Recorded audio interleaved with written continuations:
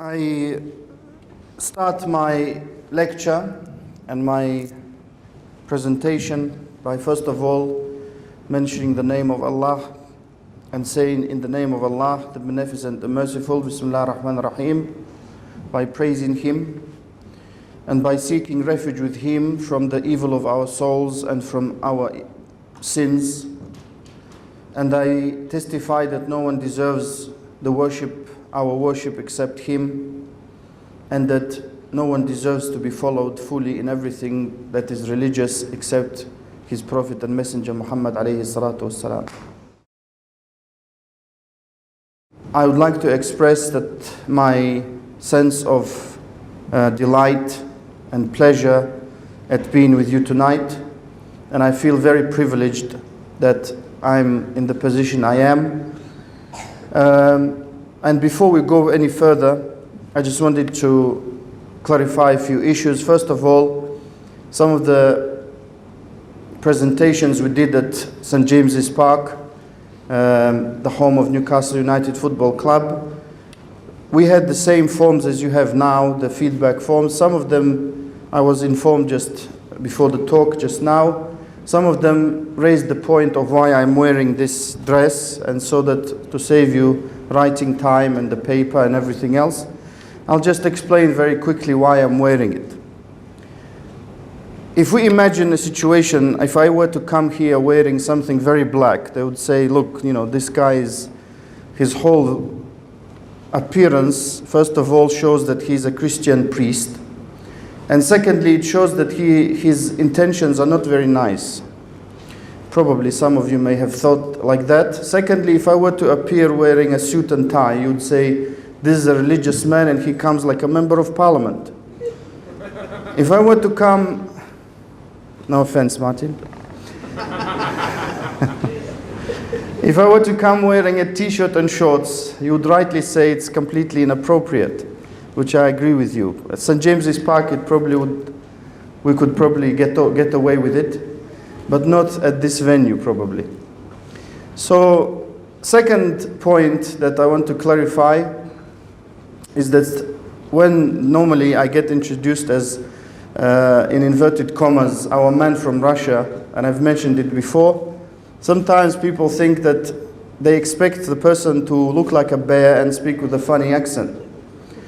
And of course, unfortunately, I do look like a bear, but I think my accent is not as funny, so I have to disappoint you there. So we will start, inshallah, by the will of God, by the will of Allah, and I will introduce very quickly the issue of Islam and the issue of terrorism. You know it very well, some of you, the issue of terrorism. Some of you may not know it very well. Some of the things that I will say, some of you will know about Islam. Some of the things I'm going to say, you're not going to know. So therefore, our aim, my aim, the aim of the Islamic Society and everyone else from IDC and everyone who arranged this event, our aim is always, as ever, to introduce Islam far from cultural interpretations. That's what we stress all the time. Things like honor killings do not exist in Islam. Far away from misguided opinions, because sometimes we have people who go onto Google or Wikipedia. Of course, you know that Wikipedia can be edited by anyone who has access to the internet. So therefore, you know, it is not really such a source of knowledge as such. But we are in the business of facts. So if some of you like it, we are happy. If some of you don't like it, then that is the way it is. And I will do my best, like my respected brother and friend Saqib has said, I will do my best to go along that path, the path of factual information and presenting Islam as it is, not as the media would like it to be presented. And I will mention the media as well. If you have anyone from the media, get ready to get some stick. First of all, what is Islam? Islam is a religion of all the prophets. Some of you may not know it, but we must believe in all the prophets starting from Noah, whom we consider one of the greatest prophets, and going all the way down in time to Prophet Muhammad alayhi salatu wasalam. May peace and blessings of Allah be upon all of them. And we must believe that they are all noble prophets of God sent to mankind with one message. That message is to worship Him alone, just like we have it in the Ten Commandments, just like we have it in the Bible and other scriptures that were revealed. The first commandment, the first thing that they called to was not to associate partners, not to worship anyone else with God. That was the message of all the prophets. That's what we have in the Quran, the holy book of the Muslims. That is what we have in the traditions of our Prophet Muhammad alayhi salatu wasalam, who told us that we must believe in all of those prophets. And the Quran told us, if we do not believe in even one of them, including Moses, Abraham, Jesus, and other great individuals, then we're not considered to be Muslims. We're not considered to be believers. That is the religion of all the prophets who came to call mankind to the worship of their Creator. Since He created everything, we must worship Him alone. He gave us everything, so we must thank Him for that by worshiping no one else. That is the essence of Islam. The word Islam in Arabic comes from aslama yuslimu islaman, the Arabic word, which means to submit oneself to the will of God, to the will of Allah. And that is why the word Islam is not something that men gave as a name to this religion. It was revealed by Allah, it was revealed to His Prophet, and it wasn't given to the Muslims. A Muslim is a person who submits himself or herself to the will of Allah. So that is very briefly the linguistic side of things. And Islam has come and came throughout the centuries to protect 5 things. Firstly, the religion of a person, religious beliefs, and the freedom to worship one God. Secondly, to protect personal wealth, possessions and belongings and effects. Thirdly, to protect the honor. That is why Islam is very strict in allowing men and women to mix, the same way as not allowing anyone to have sexual relations before marriage. The same way Islam protects the lineage of an individual, so that each one of us can know who our father is, who our mother is, who our grandfathers and grandmothers are, and so on. So, and also Islam is there to protect the integrity, the honor, the wealth, and all of these things cannot be protected by a religion that is weak, that advocates allowing everything to happen. And I can deal with some of the misconceptions at the end. I'm sure you have some questions to ask, but I would request you, like we have been told, not to interrupt me, please, when I'm in full flow, when your mobiles are fully switched off, not halfway, as we have been reminded, because I will be fully switched on. So, not halfway, believe me. So, therefore, Islam, what is Islam? Many people don't have a clue about Islam. All they see is images that when they come home, they switch on the BBC, the ITV, whatever else. If they come from the States, CNN and all the rest, they just see those images. Some of them may take the brave step of going to Wikipedia and looking it up. Of course, as I said, Wikipedia can be edited. So in my view, it is a good source of information, but that flaw is very major in my view, and you have to be very careful when you take information from Wikipedia. In any area, you can check some of the entries. Some of them have swear words, because recently someone edited it, and they didn't have time to actually remove those swear words. Just try to check the biography of Dick Cheney. Just as an example. So, some people take that brave step of going to Google it or Wikipedia it or whatever you want to call it, and they find out, they take the first careful steps, because many people believe it's a religion of Pakistanis. Many people believe that it's a religion that advocates killing and maiming, and that women are oppressed, and that Islam was spread through the sword and everything else. And of course, those misconceptions are perpetuated by the media, whether they like it or not, whether they willingly or unwillingly, and so on and so forth. They do it. And that is something that I promised the people of the media. If there are any, normally they don't come. If they do come, they normally get a roasting from me, because the media's role is not, believe me, to twist information.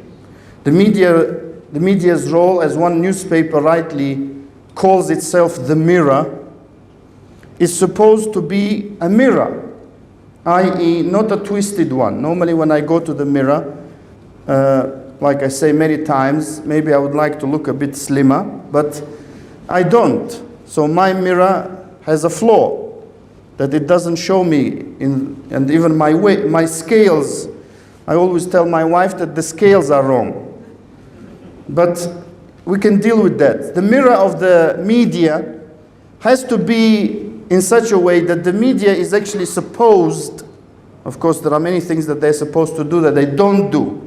The media is supposed to take information and give it to us, to the public, to the punter.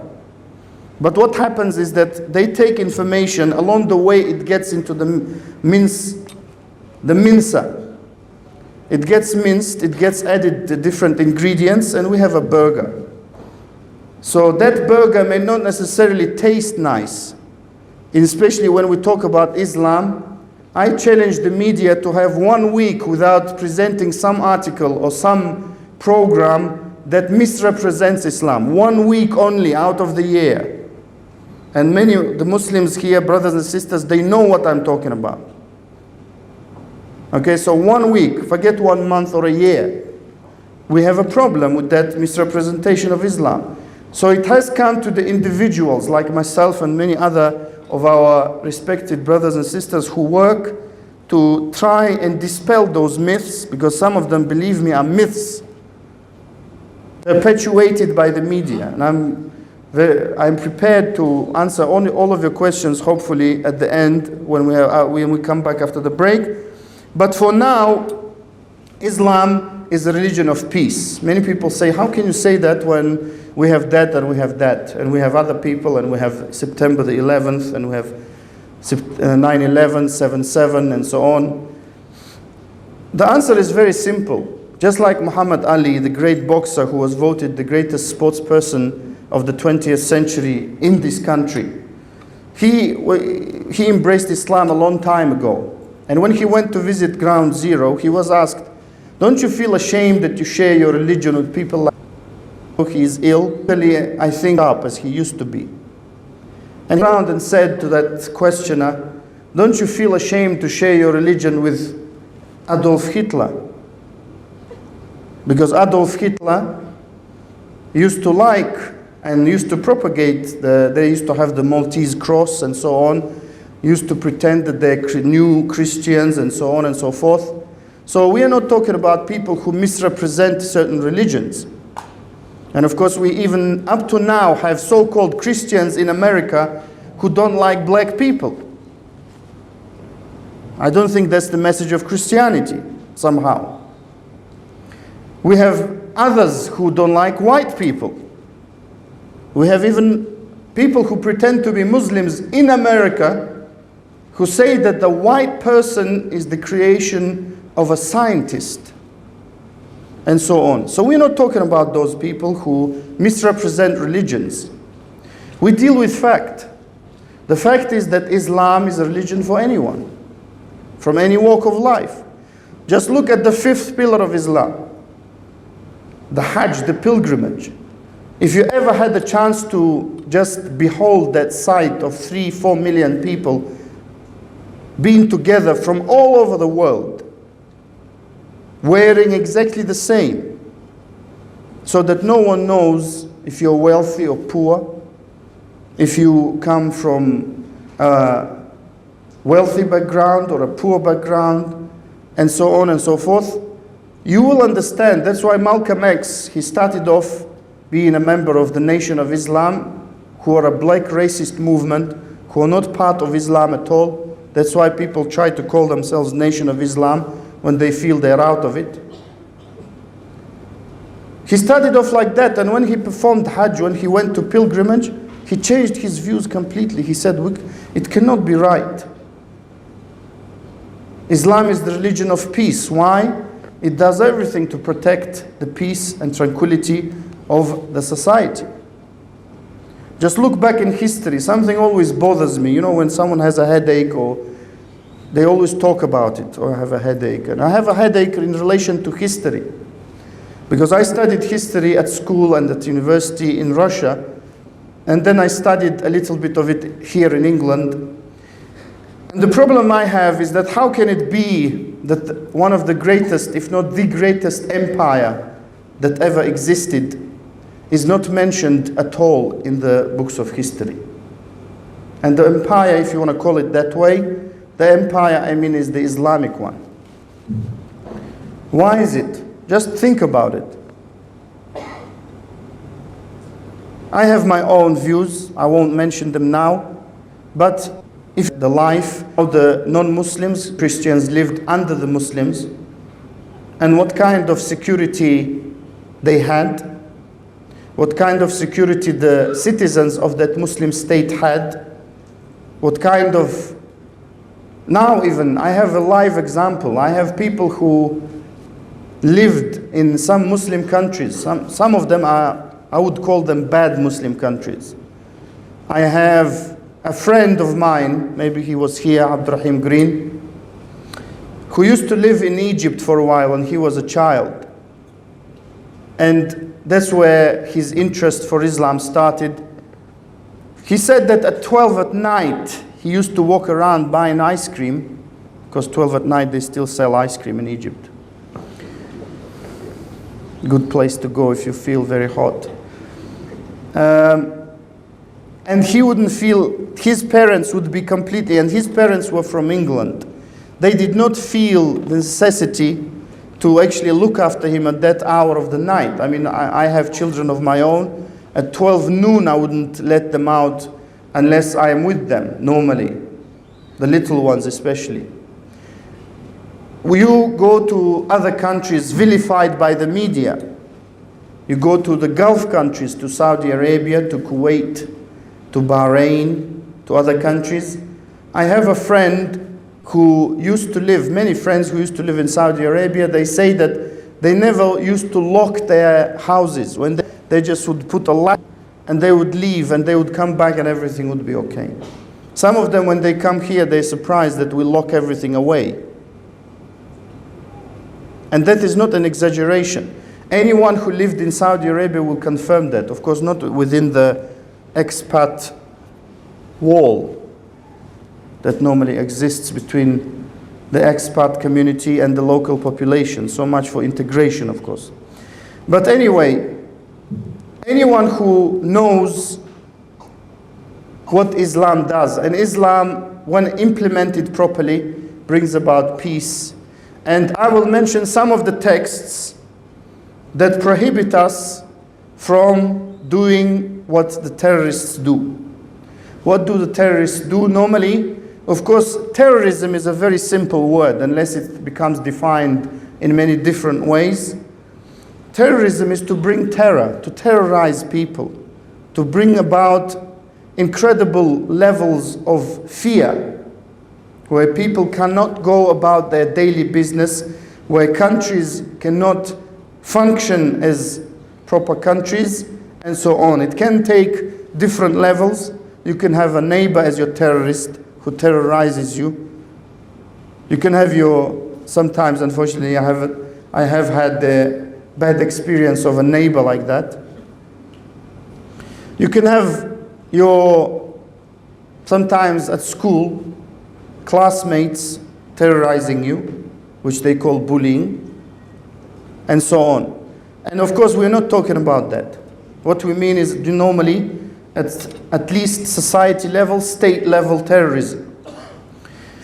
Of course, the definition, if you notice, if you follow it, and of course normally people don't have any concern to follow the change in the definition of terrorism, unless you are in my line of work. If you follow the change of definition in the word terrorism, you will notice that it changed drastically within even 20, 30, 40 years. How did it change? Well, it used to be defined as I just said it, bringing terror and incredible levels of fear and fear of attack, fear of for your life and so on, from organizations or individuals that are normally not legal. Now it changed. It started being defined as anyone who represents threat to the ruling and so on, to the ruling elite, or to the, I wouldn't put it that way, but to the government structures and so on. Of course, if you follow that definition of terrorism, which I believe is correct, the founding fathers of America would be classed as terrorists. Because we in Britain know all about that. They just broke away from Britain. And they rebelled against the British. They had a war. They were intent on killing and maiming the British troops. Of course, that never gets mentioned because they're the founding fathers. But we have another example of how it changes over the years. Nelson Mandela, when he was arrested, and the story is very well known, he was arrested on charges of terrorism. He was convicted, he was charged and convicted of terrorism. And yet in 1993, if I remember it right, or around that time, he receives the Nobel Peace Prize. So therefore it changes. Once he was a terrorist, then he was a peacemaker. You can draw your own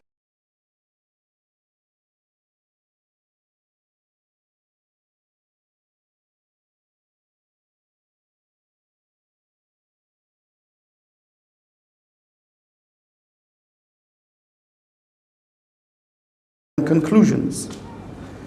We have the issue of the IRA, the Irish Republican Army, when everyone with a funny accent, not like mine, with an Irish accent, was stopped on the bus, train, plane, everywhere, and presumed guilty until proven otherwise. Of course, some people would say that the IRA have bombed their way to the parliament. An interesting fact that not many people know, that no one has been convicted for any of the bombings. Those people who were convicted, the Guildford 4, the Birmingham 6 and so on, they were released later. And it was acknowledged that there was a miscarriage of justice in all of those cases. No one throughout the bombing of the IRA, if we truly believe it was the IRA, no one has been convicted. That is why when we have people saying to us, we have intelligence that someone is going to do something somewhere, you can't blame the people for taking it with a pinch of salt when the 20, 30 year of bombing campaign has led the police to arrest no one who could be charged legally and not released and stay in prison. So why am I saying that? You might think it sounds a bit bitter and so on, but one of my jobs is to represent, because we don't have proper representation of the Muslim interests when we talk about terrorism. They bring either a person who looks like a terrorist, I don't know if they have any session behind the scenes before he goes on stage and to the interviewer to look like that, I don't know that, or a person who says something completely bonkers about Islam. We do not have anyone, to my knowledge, who would come on television, and I believe that's deliberate, who would come on television and represent the Muslims as they think, as they feel. Because the Muslims feel just like the Jews felt in pre-war Germany. And it's not an exaggeration. That's how many of people I know feel, that they've been made scapegoats. And I always mention the case of Harold Shipman. Why do I mention Dr. Harold Shipman? Because he is the worst serial killer in Britain, in the history of Britain. The known history of Britain, he has killed more than 200 or 240 people over a span of great many years. And if you divide one, who is Harold Shipman, to the number of GPs in Britain, in England and Wales, and you divide 4, who are the people supposedly who blew themselves up on the London Underground and on the bus that was not supposed to be there, by 1 billion, 4 by 1 billion, and 1 by the number of the GPs. Just follow me, it's coming somewhere. It's going somewhere. You divide 1 by the number of the GPs in England and Wales, you get a higher percentage than if you were to divide 4, the number of the suspects, because for me they are suspects, to divide it by a billion. So what does it mean? Some of you may be shocked to know that you're more likely to be killed by your GP than by a Muslim. That doesn't mean, of course, that next time you have an appointment, you vent your anger and say that you are very likely to kill me. Because a lecturer at Northumbria University told me that. But that is the facts. These are the facts. Because what happened was that the Muslims, unfortunately, became, for some reason, scapegoats for something. If it's a criminal matter, there are procedures to deal with that. If you believe a crime was perpetrated, there are procedures to deal in America and in Britain and everywhere else to catch the perpetrators. You cannot accuse a whole ethnic group of individuals that include Arabs, Pakistanis, non-Arabs, English people, everyone else, to be terrorists. And that is one of my, I feel, duties, to represent that and to articulate that. But let us go back to the texts that prohibit in Islam to terrorize anyone. We have an ayah, which is translated as a verse roughly, that says in the Quran, that says, because of that, we prescribed upon the children of Israel. And Israel, of course, is the name of Prophet Jacob, Yaqub. The children of Israel were the 12 tribes of the Jews. Allah, God said, we prescribed upon them that whoever kills a soul, بِغَيْرِ نَفْسٍ, without need for exacting retribution, which is not the job of everyday individuals, it's the job of the state, or without any corruption in the land, then it is as if he has killed the whole of mankind. One individual is killed unlawfully, then it is as if he or she killed the whole of mankind. The next one is a narration, because we have hadith, which means a narration or a tradition of our Prophet Muhammad alayhi salatu wasalam, because we have a great culture of tracing all of the statements of Prophet Muhammad back to him. That statement says, whoever kills a non-Muslim with whom the Muslims have a pact of agreement, which normally includes all the people around the world at the moment, then he will not smell, he will not feel the fragrance of paradise. We as Muslims, we believe that as a reward for our deeds and out of His mercy, Allah will grant us paradise if we are worthy of it. We do not believe that you can do your shopping at the supermarket and there is no checkout. You can just walk away and take all the goods. We believe that you must pay for your actions. So the evil people will go to the hellfire, which is the belief of the Christians and the Jews. And the good people who followed and submitted themselves to the will of God will go to paradise. An individual, let alone a group of people who do not respect that and go and kill unlawfully a person who is not a Muslim, because a lot of people think that we have a green light to kill non-Muslims, but we are not allowed to kill Muslims. That is incorrect. Another misconception that is developed and perpetuated by either the media or some other interested parties, I would call them. That individual or a group of individuals will not smell the fragrance of paradise. What does it mean? It means not only will not he enter paradise, but he will not even smell its smell. And its smell is smelt, we find in another narration, at a distance of 70 years. So some of you may say, how is it possible to smell anything at a distance of 70 centimeters, let alone 70 years? The Wright brothers, when they started flying, or let's go back even more, Leonardo da Vinci, when he said a man can fly, they said, you're mad. Birds fly, men walk. Now, of course, we all fly. We're trying to stop it because we are told it pollutes everything. But we do fly, not ourselves, but there are flying machines.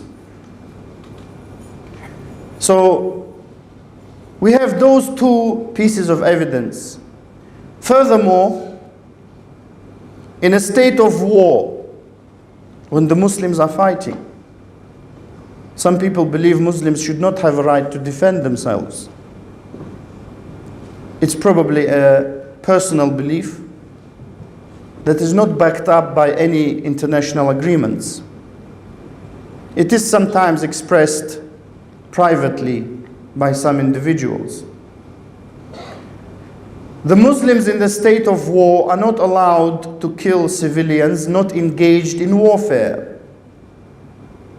They do not need the Geneva Convention that no one adheres to. It's just there to shove it down the throats of weaker nations, as far as I'm concerned. They do not need the Geneva Convention. They have it since now we're in the year 1429, according to the Islamic calendar. That is after the flight, the migration of Prophet Muhammad from Mecca to Medina. For that long, for 1400 years, we have had this law of not killing individuals, civilians, old people, monks, specifically mentioned, monks who are worshipping God.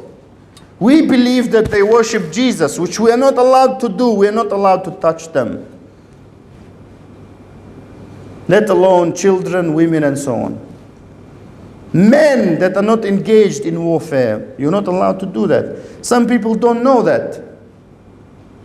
It is my job to say it. Also, a prisoner of war. As I said, I mentioned the Geneva Convention, which is very easy to overcome by just changing the wording. Like someone very clever, he thought, invented the word unlawful combatant. So you don't have to respect anything if you just change the wording. We don't have that in Islam. A prisoner of war remains a prisoner of war until proven otherwise. If he is captured in war, whether you call him a centre-half for Newcastle United or an unlawful combatant, it does not change anything in our religion. He remains what he is, or she is, for that matter. So we have the rights of prisoners of war, who must be treated better than the normal individuals. They must be fed very well. They must be looked after very well, which doesn't mean we allow them to kill us. That's a different matter. These are rules of war. Once I was doing a stall in Leicester city centre, and one English gentleman came to me and said, and that's probably something he had prepared earlier, as they say, And he said, look, this verse in this chapter, it says, kill the disbelievers and be harsh against them. How do you explain that? I said, very easy, in a state of war. Who normally fights the Muslims? Normally not the Muslims. When the disbelievers fight the Muslims, we're supposed to be harsh. We're not supposed to be, excuse me, can I hit you that way? If you don't mind. Everyone knows that. You know, realities of war are concealed from the public normally. That's why they have a problem with Al Jazeera. Even though I don't endorse Al Jazeera, I believe they're just like CNN and everyone else in the business of mincing the truth. But some people, they have an issue with Al Jazeera. They say it shows too much gross, these effects of the war and blood and everything. That's what war is about. It's not about a computer game that you play and then you can go home. The realities of war are very grim. That is why with the death of the people who took part in the Second World War, in this country and elsewhere, those realities are very, very distant for people. They do not understand what war is. We find that they're worried about Wayne Rooney's foot more than 500 people being killed in one day sometimes. Who cares about Wayne Rooney's foot except some, okay, maybe lots of people care, I apologize. But I mean, in the scale of things, what is it? Nothing. But that's how the media works. That's how the world works. When football players are sometimes shown on TV more than the Prime Minister. But we do not treat things like that. We must not treat things like that in Islam. In addition to what I have said, when we have agreements with Muslim states and non-Muslim states, when you have a visa upon entering a country like Britain, the UK, you have a visa. That visa means that you will adhere to the rules and the laws of the land. That stands firm. No Muslim under any circumstances is allowed to violate that agreement.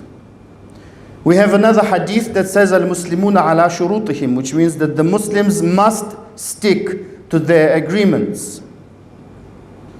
And anyone who analyzes the life of Prophet Muhammad ﷺ, and I'm ready to answer any questions you may have about him, who analyzes his life, and of course there are not many people who have done that, including the people in Denmark. Anyone who analyzes his life will know his utmost respect for his agreements, to the extent that some of his companions were being tortured and killed, but he did not break the agreements due to that. So for people to come and say just because a couple of Muslims are illegal immigrants or whatever else that may be, and look at these guys, they're constantly breaking the law, I would say, would you judge the British public by the football fans? It would be great injustice. Someone might see a drunk someone's supporter somewhere in Europe or around the world and say, look, this is how people are in Britain. Some German person who is probably mentally unstable attacked the Pope. Maybe you remember a few months ago or something like that. Everyone said, you know, German people are not like that. Which is true. Because everyone else stood still. No one attacked the Pope. Just that individual. How come is it that when we have someone who may be of a Muslim faith, of an Islamic faith, he or she, when they do something, it applies straight away to Islam, let alone to the Muslims? This is completely incorrect. Such generalizations have been used throughout history to get rid of undesirable people. So therefore, it is incorrect. Something else that deals with the issue of terrorism and bringing terror. Not many of you may know that in Islam, in a state of war, not in a state of peace, because we are talking about state of peace, terrorism occurs in times of peace, not in times of war.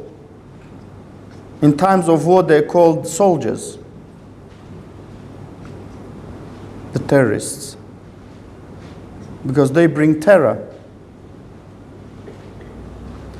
In times of peace, a Muslim is not allowed to cut a tree unnecessarily. In times of peace, a Muslim is not allowed to cut grass unnecessarily. What is grass? Some of you would say, why is it so significant? But to that extent, how can anyone attribute Islam to violence? They will say sometimes that look at these individuals who post videos on YouTube. I can post a video on YouTube. You can post a video on YouTube. You can film me today talking, put another something behind me, and put a video on YouTube, me threatening someone.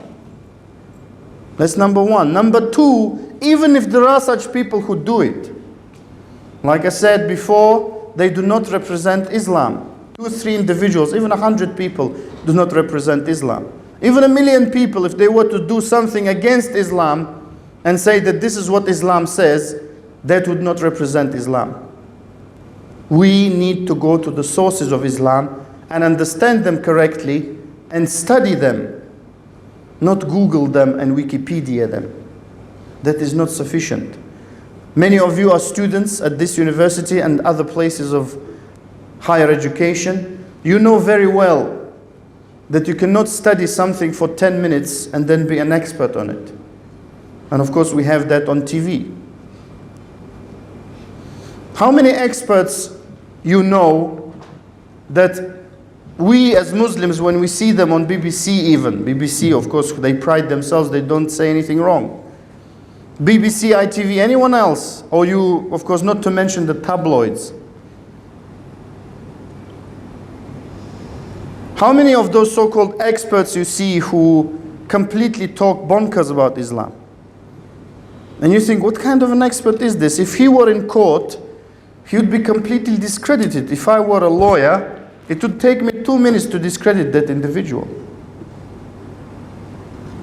That is what I mean. I call everyone present here, if you want to know something about Islam, please go and read it. Talk to individuals who are well versed in that religion. Don't stop someone in the street and say, excuse me, what's your name? Mr. Muhammad? Okay, what do you think of this? What does he think? Nothing. He's just going to the local takeaway or to the corner shop. What can he think? He even forgot to think until you reminded him. That's what they do. Oh yeah, we have 70% of people agreeing, disagreeing. What is 70%? Of those you requested the poll, how many people did you ask? That is not representative of anything. And people use those figures to manipulate figures, to manipulate anything, public opinion. How many people who were against public opinion and they were right? I just mentioned Leonardo da Vinci, the Wright brothers. Anyone who invents anything new, the public opinion is generally against him. Now people are talking about space travel. Of course, some people believe that it's possible. Some people believe it's not possible for a general Joe public to go to space and see the moon and everything else and pay, I don't know, a couple of £1,000 and come back. Because it's extremely expensive.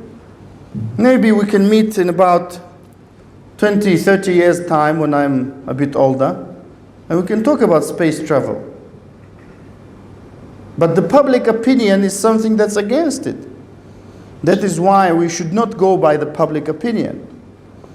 When we judge Islam and the Muslims, their actions must be judged against the sources of Islam.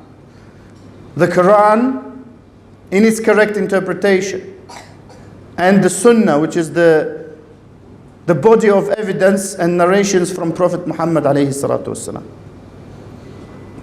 There are many other examples of our religion forbidding terrorism. There is no even need to mention that. All the Muslims know it.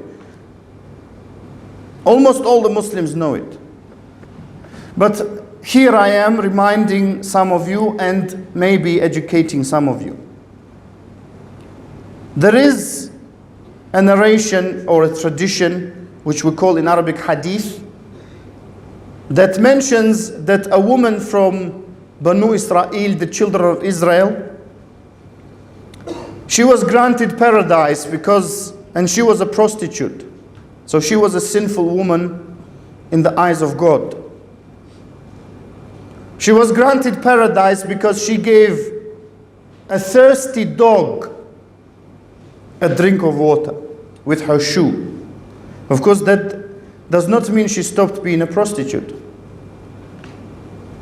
She was forgiven on account of that. We are all encouraged as Muslims hundreds of years before the RSPCA to be kind to animals. We are told not to sharpen the knife when we want to slaughter an animal in front of the animal. Why? Because it says you will slaughter it twice. First psychologically, then in reality. So do you think a religion that tells us not to offend a sheep is going to tell us go and bomb without any aim? Do you really believe that? Go and destroy innocent people, children? The tragedy of Beslan in the south of Russia where I come from. Do you believe that our religion would tell anyone to do that? I don't think so. We have many other texts in the Quran, places in the Quran and in the narrations of our Prophet in which we are told to be good to our neighbors, to be good to our non-Muslim neighbors, to be considerate. When we cook something, to make it large, make the pot large, so that the neighbor can get some of it. How many of us do that? Probably make it small so they can't get anything. Of course, people will say that that is also in Christianity, and generally people would not accuse Christianity, rightly so, of being a terrorist religion. That is very true. Love thy neighbor. Because there are people who claim that they're so-called Christian fundamentalists, or they have been probably labeled, because we have many labels. There's a label room probably somewhere where people get labeled. And Christian fundamentalists themselves would probably say that, Christianity does not tell us to do that. But people get labeled. We are not saying that Muslims are all good guys. Far from it.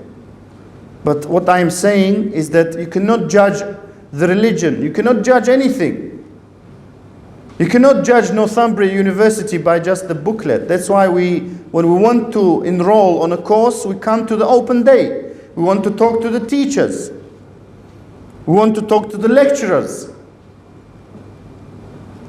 You cannot judge Newcastle by its football team. It's much better. We will hope that it will improve the image of the city.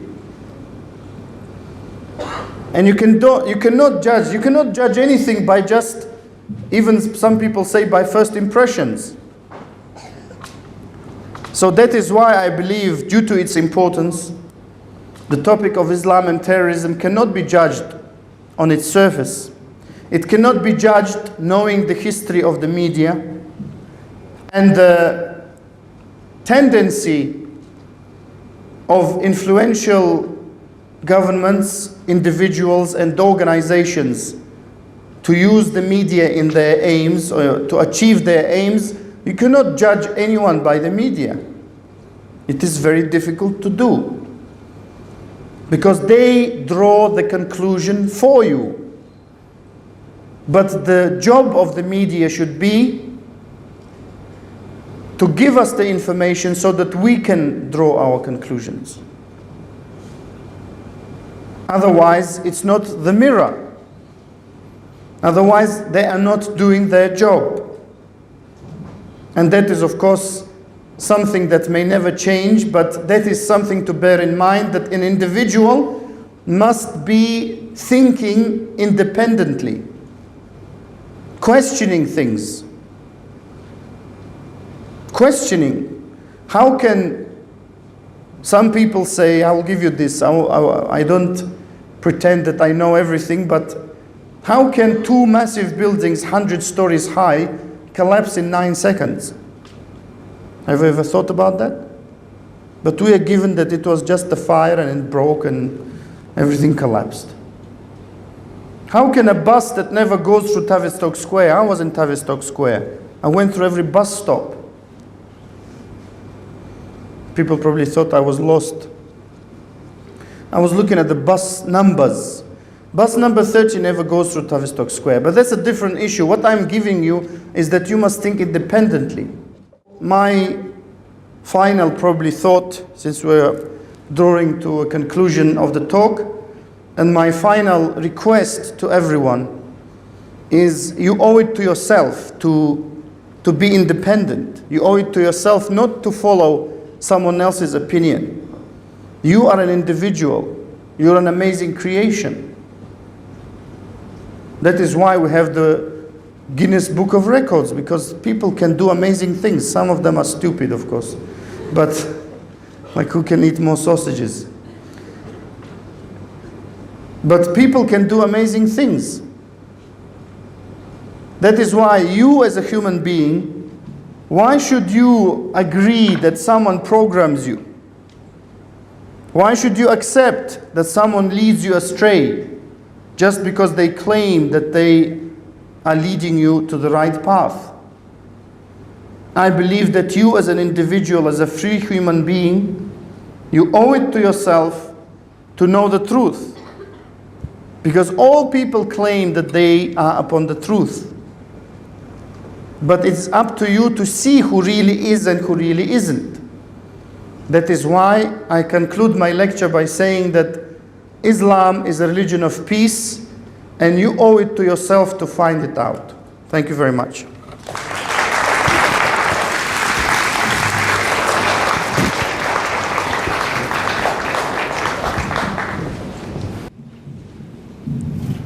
What is unlawful or lawful in reference to warfare in Islam? What is allowed or not allowed? Generally, warfare, when we say warfare in Islam, it means something that is declared or announced or undertaken on the state level. So it's not up to any group to declare that they're an army of someone or whatever else. Generally, it is that decision is taken on the level of the government of the Islamic State. So lawful, unlawful is decided by the scholars of Islam. And if they deem it to be lawful, then they may engage. If unlawful, they will not engage. Generally, that goes back to the religious principles of Islam. So, for example, if the group of scholars that the government generally needs to be to seek advice from, if they deem that the war that is being proposed is unlawful, then, for example, violates the rights and the agreements that have been signed with different states, then of course they will not go ahead with it. And there is no, generally, and that's something I refer you back to history, there's no manipulation of different kinds and sorts, as it happened with the Iraq war and every other war that generally happens. There is a lot of manipulation and behind the scenes activity that goes on normally. Some say that newspapers pander to their readers' prejudices. If this is indeed the case, Is the misconception of Islam to do with the media truly, or simply the arrogance of the public? Well, it could do with probably the arrogance of the public or personal misconceptions, but when we have an individual who is being introduced as an expert in some field, I mean, I don't know about you, I'm sure that you agree with me that he should not come with his prejudices. For example, if someone is called to testify in a court of law regarding something that, for example, happens in physics or chemistry, or any other field for that matter, and he or she says, actually, I think that, what that scientist said is not really valid, the judge is going to interrupt him and everyone else to just state the facts, not to state your opinion. So that applies to Islam, much, much more than to any individual case that we may have, because we are talking about a religion, the followers of which number more than 1 billion people. And it's not about numbers. I'm not emphasizing it so that the more numbers we have, the more guided we are. That's not how we view things in Islam. But the scales are big and the stakes are big. So we cannot expect someone to come on television and spur out his or her, prejudices or whatever they may have. We expect factual information. What's the concept of being awarded 70 or something like that virgins in heaven if you do jihad or get martyred in the name of God? Is it really necessary to be rewarded like that? Any incentives? P.S. Killing of one person, any race, religion, is killing of all mankind, as you referred to. Okay, is that the comment, the last thing? Yeah, the last comment. Okay. Okay, the question was, is it necessary to be rewarded or promised 70 virgins for being a martyr? First of all, the issue of martyrdom exists in every religion, to my knowledge. It exists in Christianity, in Judaism, and other religions. And the martyr is someone who dies in the cause of that religion normally. We consider a martyr to be someone who dies, one of the martyrs, because we have many martyrs. A woman who dies during childbirth is considered to be a martyr. But one of the highest degrees of martyrdom in Islam is a person who gives his life, because that is the ultimate thing that can be given in this world. His or her life in the path of servitude of God and on the battlefield. Where the 70 virgins comes from, I don't know, but the martyrs are promised great rewards. The believers are promised that they will have virgin wives in paradise.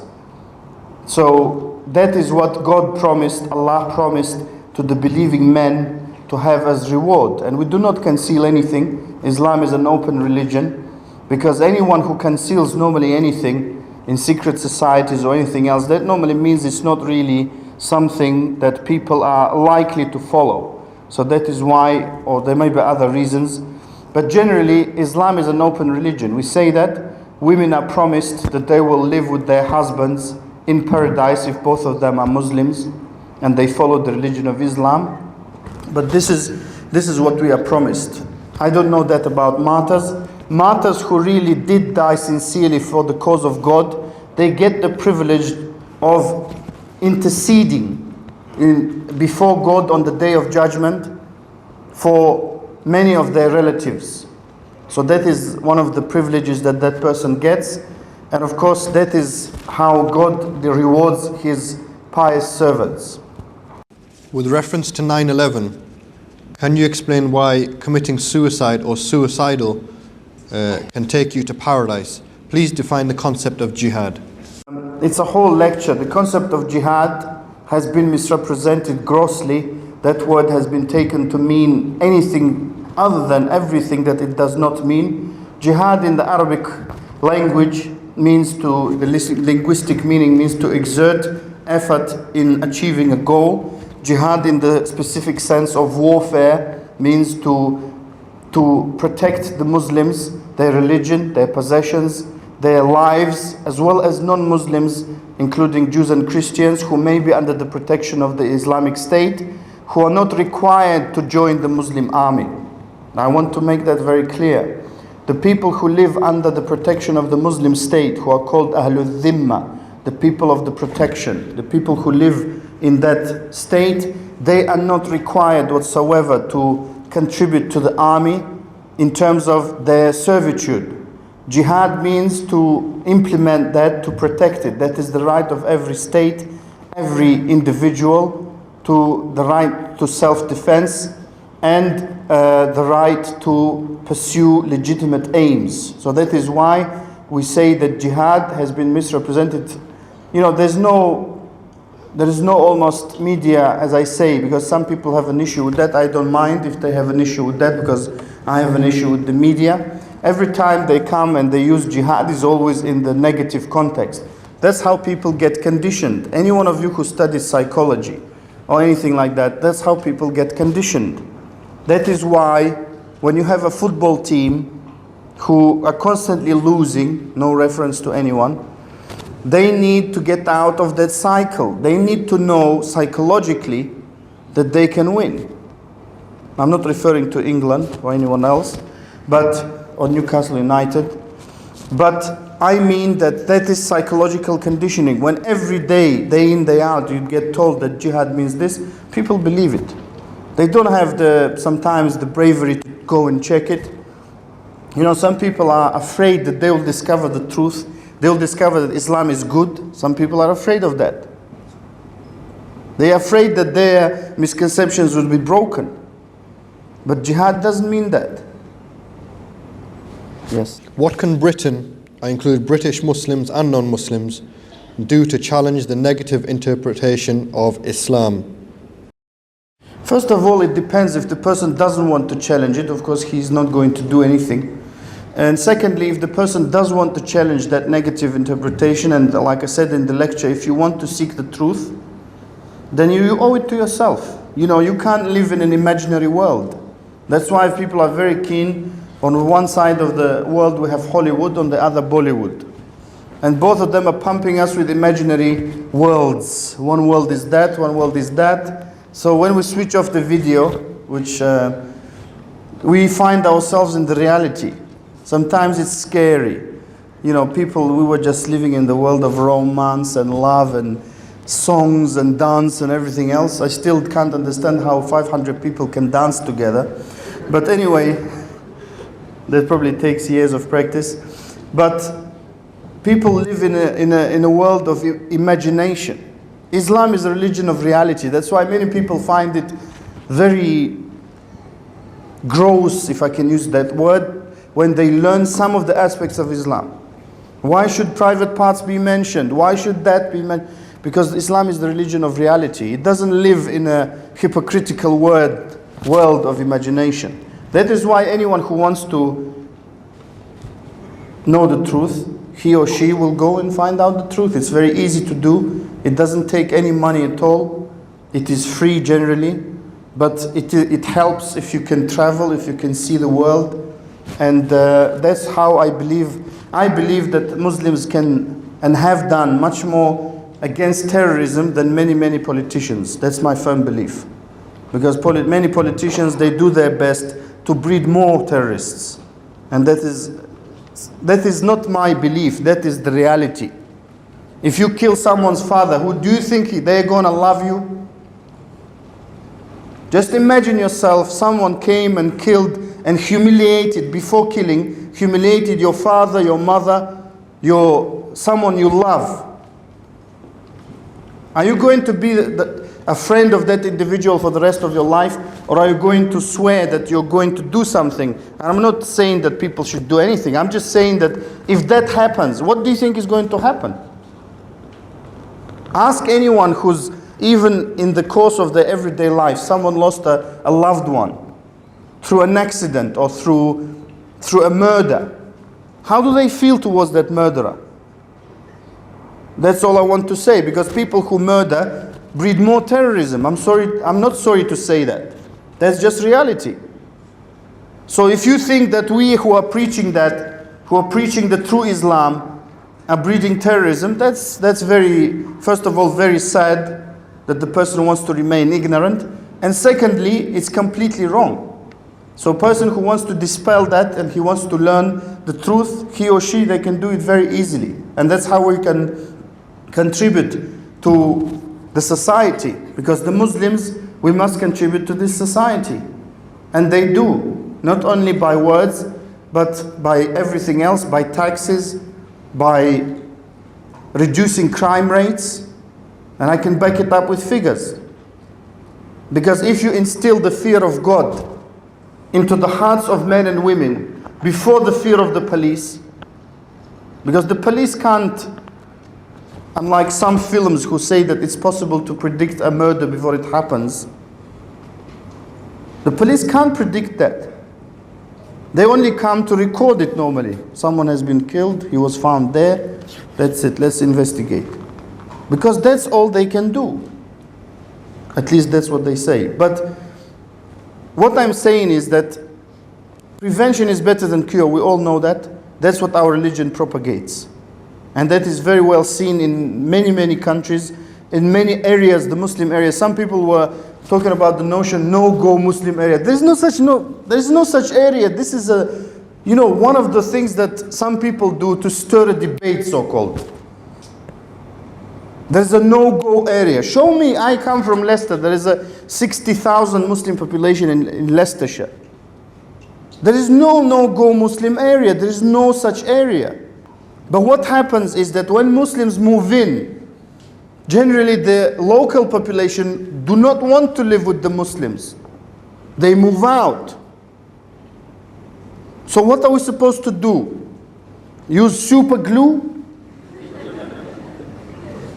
I mean, what is integration? Because that brings the whole thing of integration, multiculturalism. In the 70s, Leicester City Council used to place adverts in Uganda when Idi Amin was driving out all the Asians. They placed an advert saying in the main newspaper in Uganda, saying, do not come to Leicester. We don't have any places for you. And it's a very hard life. Don't believe the stories. Now when you get off the train station at Leicester, it says multicultural city. It's amazing how things can change. Islam doesn't change. For 1400 years we've been advocating that a black person is like a white person. We don't have seasonal changes. It's in fashion that black people are better. It's in fashion that white people now are better. We don't have that. We have these principles that I've just told you for over 1400 years. And just analyze, try to find, it's very difficult sometimes, try to find some bits of history that will show you that. You know, people talk about the penal system in Islam. Read how many times it was used. Read how many people committed fornication, how many people were unfaithful to their husbands or to their wives. It is mostly for prevention. Read how many people used to steal, and still do in Muslim countries and Muslim areas even. Why is it that it happens?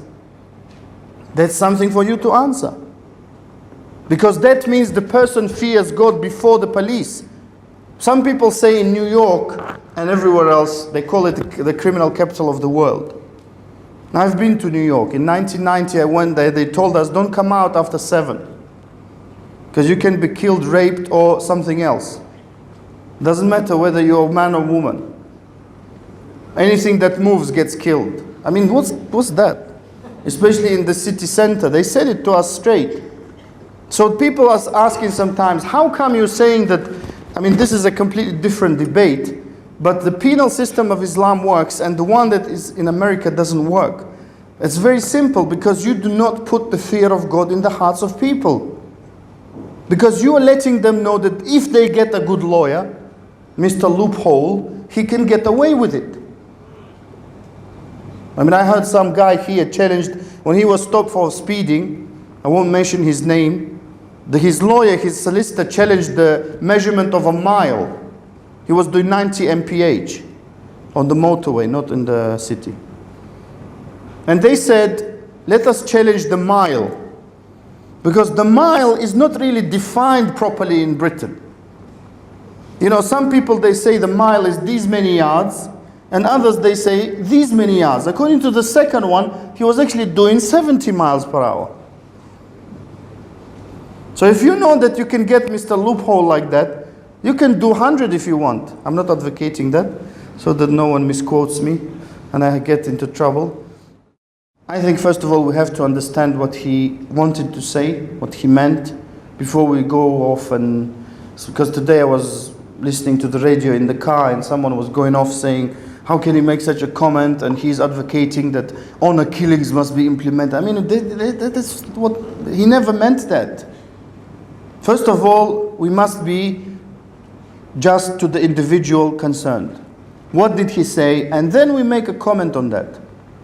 So I didn't hear it myself. If he meant that parts of Sharia law are implemented or will be implemented in Britain, that's already happening. We have interest-free accounts. HSBC offer a Amana Trust, where you can, according to their claim, you can have interest-free banking. Who amongst us wouldn't like an interest-free loan? I don't see any hands. Interest-free loan, all of us would like an interest-free loan.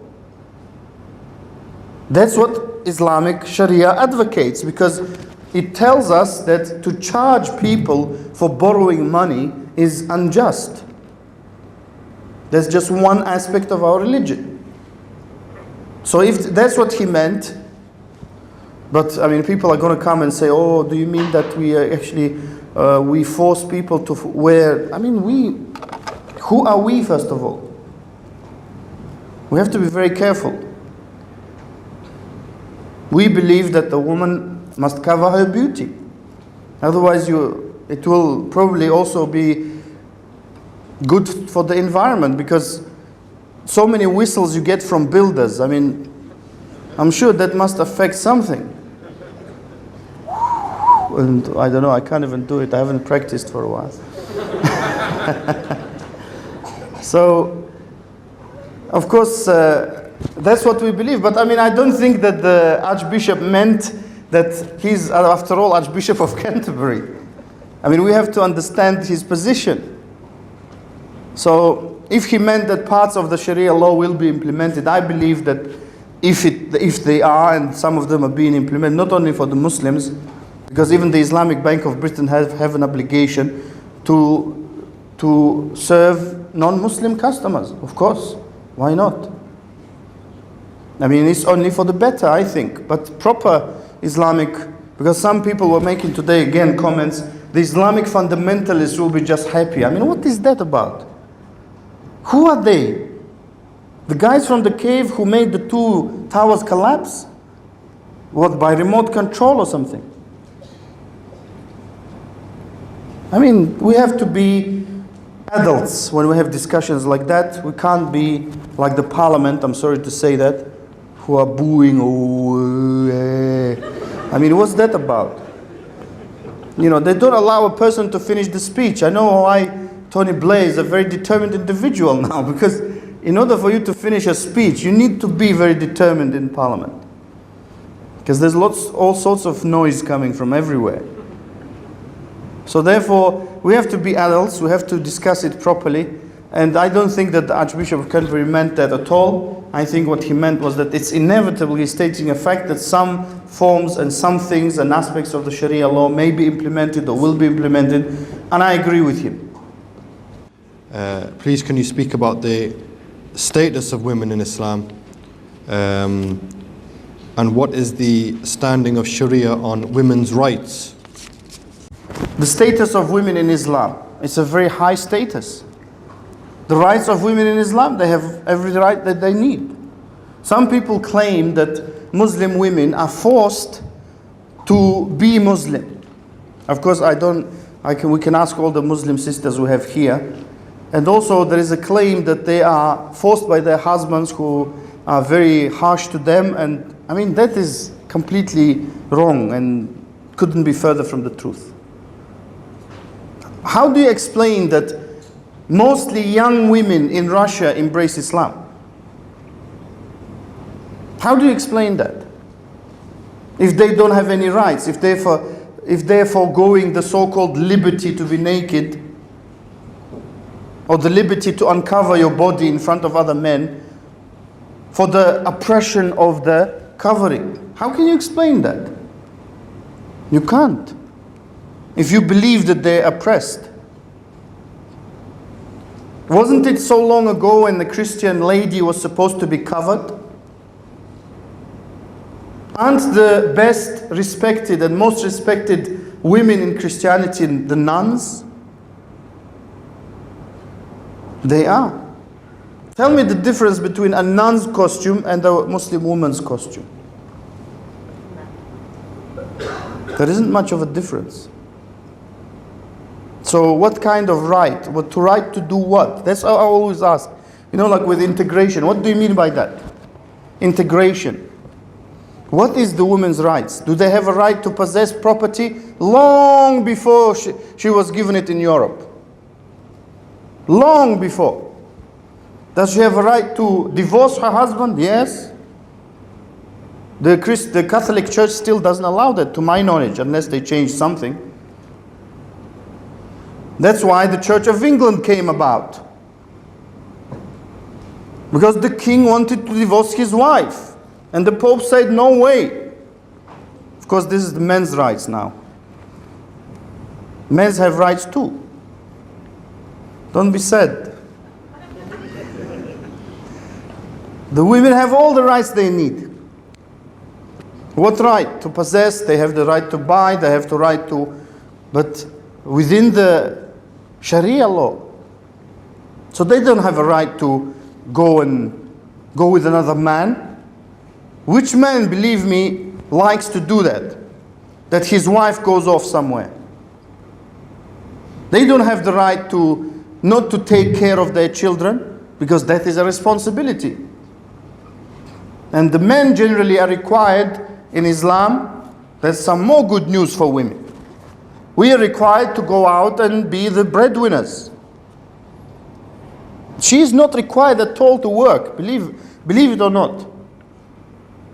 She can stay at home if she wants. Is she allowed to work? Of course she is. But she doesn't have to. What a nice position to be in. Imagine you wake up and say, yeah, finally, I don't have to go to work. Some of us dream about that. So what kind of rights do we mean? She has every right, in my view, that every possible reasonable right that she can have, she has it. And that's been guaranteed so many centuries ago. When there were discussions going on in some parts of the world about the woman, is she really human or not? There were. Because she could be the devil. But all that time ago, she was guaranteed that. There was a case where it was brought in front of our Prophet Muhammad. A woman said, look, I don't like my husband. I just don't like, he's a good man. I don't have any problem with him being good. He's of good character. I just don't like his face. Which of course can happen. Faces change. So she was relieved of her husband. Do you think that husband didn't have any feelings for her? Of course you do. She has that right. She's not forced to remain in a marriage what she doesn't like, but the marriage is not made a toy where people play with it, because that affects children, that affects society. That's my answer. Okay. Have you read the World Political Almanac? It lists the major terrorist incidents since 1948 by all groups. The question is, when a Christian, Hindu, Jew, etc. commits an act of terrorism, why is the religion not mentioned? I mean, it's something that most, if not all Muslims notice, that whenever there is something they say, it is possible, it's Islamic terrorists. When of course it's another religion or nation or something like that, they don't say it could be the Hindu terrorists or the Christian terrorists or something like that. That's something that probably is very familiar to the Irish people throughout the 70s and the 80s and maybe even some of the 90s, when they were called the Irish terrorists. And of course it was very offensive to every Irish person who was not involved in any, which is the vast majority of the Irish people, very good people. They were not involved in any terrorist activity whatsoever, but they were labeled the Irish terrorists. It's just like I said, there's a labeling room in every news editor's place, and they label people, they label organizations, sometimes fairly, sometimes unfairly. I believe in this case it's unfair, because the fact that they are Muslims doesn't mean that they are Islamic terrorists. There is a question about suicide bombings. The question is why you have not explicitly condemned suicide bombing. And according to this, most Muslim scholars have condemned it. As far as I'm concerned, suicide bombings, if we can call them like that, are not permissible. And that is something that's correctly stated in the comment, in the question, that it is not permissible to be perpetrated against civilians. It is not permissible to be perpetrated against women and children who are having a pizza in Pizza Hut. That is not jihad, that is not warfare. And if neighbor John takes something from you, you don't go and punish neighbor Matthew for that. That is completely illogical. So that is logically and Islamically and even militarily, it doesn't make sense. So therefore, there are people who want to do things, there are people who want to justify things. That's a completely different issue. We in our religion are told that anyone who kills himself will do so in the hellfire, meaning killing himself exactly the way he killed himself in the world for a very long time. So therefore, we do not approve of it. All the normal major scholars condemned it. Long before Osama bin Laden was known to the West, long before that, Osama bin Laden himself was written to by many scholars in Saudi Arabia and other countries, which of course is not highlighted almost anywhere unless you come to a lecture like this. But Osama bin Laden was known to the Islamic scholars long before he was known to the Western public.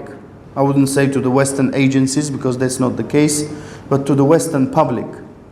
So that is why suicide bombings are a lot. I'm not connecting Osama bin Laden with suicide bombings, I'm just giving an example. Because if you go to the FBI website, just a point to mention, I don't go there often, sometimes I check it for the most wanted. If you go there, the 10 most wanted, 9 of them are drug dealers with Spanish or Latin American connections, generally Spanish names and so on. And of course, number 1, Osama bin Laden. If you look at the list of crimes he's wanted for, 9/11 is not one of them. And I find that very peculiar. And it doesn't have a direct relation to the question, but I just think that with the FBI acknowledging that they don't have sufficient evidence to charge him for that, it's, food for thought. How can we contribute to helping the injustices in the Muslim world and disadvantaged third world countries to change? Today's lecture is to present Islam and to present its stance on terrorism.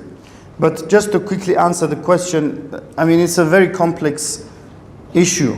You can't just solve it overnight. I don't believe it will be solved within the next 100 years. But it's a long-term view. We must all return back to the teachings of true Islam and to implement them so that we adjust with people, so that we do not wrong anyone, so that we understand issues correctly, not based on emotions. And then, of course, if we do that and we wait patiently, there may be a change. From all that you have told us, would you say it would be better to educate the Muslims first? Some Muslims are the ones propagating such ideas of terrorism. Yes, of course. We must not forget the Muslims, the Muslim youth, and the non-Muslims as well. We do a lot of work, I myself included, in propagating and teaching the correct Islam. But I do not buy the notion that was floated after July 7th bombings in London, that all of the Muslim youth and all of the mosques around Britain are propagating terrorism and things like that. That is completely wrong. I do not know of, I used to know of one mosque that was leaning towards that. I once had the unfortunate chance to pray there. That was Finsbury Park Mosque, where Abu Hamza used to preach before. I had a very nasty feeling when I prayed there. But that mosque, as far as I know now, has been changed. The whole structure, the management structure and everyone else has changed. That is not the rule, believe me. For those of you who have not been to a mosque, that is not the rule. So, of course, we must educate, I believe, but there is a problem, I believe, in the Asian and Somali and other communities where they do not have a good link with the youth. And that sometimes is down to the language barrier, sometimes it's down to some other barriers. But I do not believe that the Muslims need to be told, do not go and bomb somewhere. But we do need to emphasize the issue of understanding. I believe we must emphasize more also to Muslims and non-Muslims alike the benefits of the mixing between the communities, because a lot of non-Muslims, English or otherwise, they do not have the inclination to mix at all. Then they say that we don't integrate. And of course that happens also on the other side. Sometimes the Asian community, the Pakistani community, the Indian community, we have in Leicester a very large Indian community. They do not sometimes, in my view, come forward. They're too closed within themselves. I believe it doesn't mean that, you know, we should be like Michael Jackson, try to change the color of our skin and integrate. I do not mean that, but I mean, and of course after that he sings, doesn't matter what color you are, but apparently it does. So I mean that the people need education from both sides, but I believe that if we have more events like these, and if we have such such nice audiences like you have been, a great audience, I thank you for that very much. If we have people willing to listen, willing to understand, then I believe we can change it. It's not an idealistic view, it's a view I believe which is realistic, and a lot of people do not know a lot about Islam. A lot of Muslims may be also pleasantly surprised when they go out of their no-go out areas, which some of them unfortunately do. They don't go out much to the other areas, and they don't mix. Generally the elderly population, they probably have mixed enough. But I believe that the general thrust of the work that is being done by many people, which is to educate, and I challenge, which I have done many times when I came to St. James's Park, I challenged the BBC to give me 9 p.m. slot at any weekday or weekend for 1 hour. I challenged them to give me that. They won't do it as far as I know. ITV, Channel 4, anyone. I challenge them to give it to me or anyone else who propagates proper Islam, which unfortunately has not been done at all. They give normally the floor to anyone who says things that, like I said, do not have any relation or very completely distant and wrong relation to Islam, and they misinterpret it. I believe that the media have a job to do. The whole of the society have a job to do, and if we all do our part, we can coexist and live very peacefully, as we have done for many, many a year. And I thank you very much. I thank the Islamic Society, and I thank Martin and everyone else for reminding people to be fully switched on, unlike the microphone, and the mobiles fully switched off. And thank you very much for your time, and I hope I will see you again.